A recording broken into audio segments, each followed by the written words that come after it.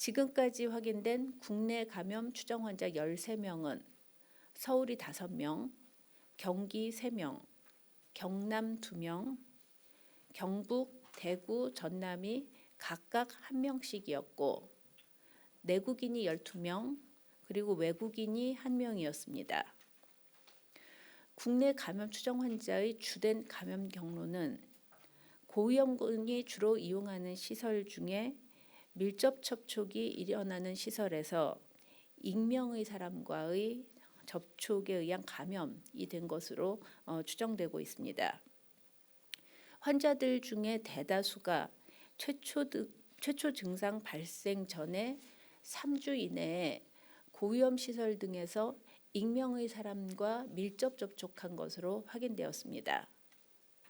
국내 감염 추정 환자의 주요 임상 증상으로는 항문 생식기 통증을 동반한 국소 피부 병변이었으며 발진은 모든 확진 환자에게서 나타났습니다. 엠폭스 관련되어서 숨은 감염자가 전문가들의 의견에 따르면 2배에서 10배 정도 많을 것이다라고 서로 편차가 좀 크게 나타나고 있는데 방역 당국에서는 어떻게 분석하고 있는지 궁금하다는 질이 있습니다.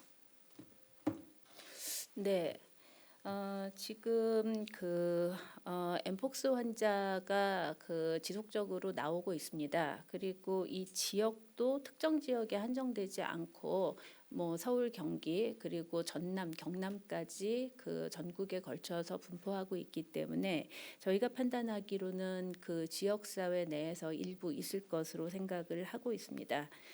다만 이 질환이 잠복기가 길고 그리고 좀 은밀한 방식으로 전파가 이루어지고 있는 질환의 특성을 가지고 있기 때문에 본인이 자발적으로 진단 검사를 받고 자발적으로 신고를 하는 것이 중요합니다. 이를 통해서 본인은 조기 진단 그리고 조기 치료를 통해서 빨리 건강을 회복하시고 그리고 지역 사회로 추가 전파를 방지하는 것이 중요할 것으로 생각하고 있습니다. 지난 12일 브리핑에서 6번째 환자와 관련된 감염원을 익명으로 만나서 추적에 시간이 오래 소요될 것으로 보인다라는 언급이 있었는데 현재 관련된 역학조사 진행 상황은 어떻게 되는지 질문 하나 주셨고 또 하나는 환자가 치료를 거부할 경우에는 어떻게 되는지 궁금하다는 질문 2가지 있습니다.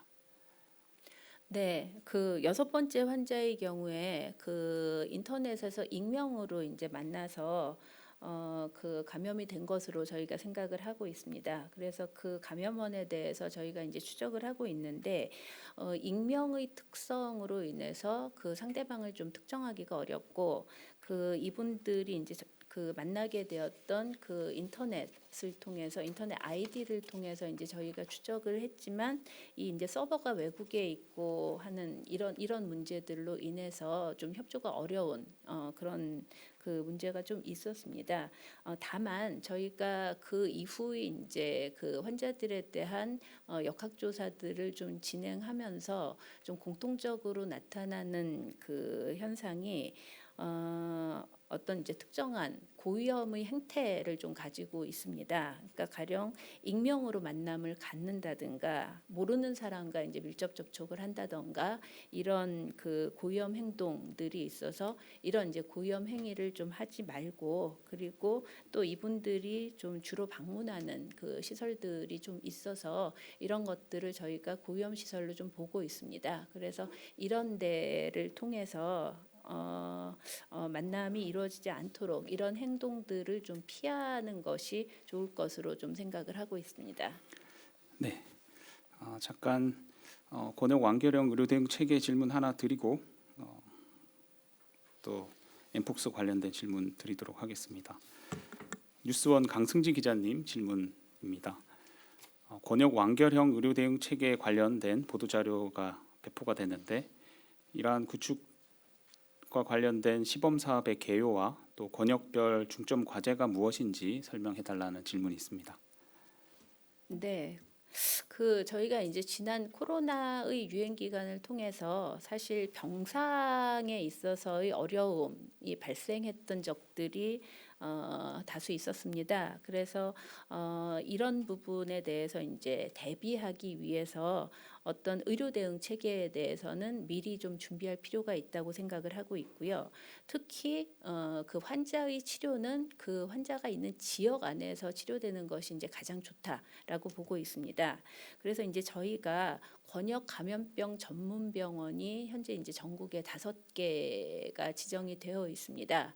그리고 질병관리청의 그 권역별 질병 대응 센터도 5개가 있습니다. 그래서 각 질병 대응 센터와 그리고 감염병 전문 병원이 같이 협업을 해서 그 지역 안에서 그 환자가 발생했을 때 어떻게 하면 그 환자를 가장 잘 진료를 할 수 있는가에 대한 그 의료 대응 체계를 이제 구축하는 사업이라고 보시면 되겠습니다.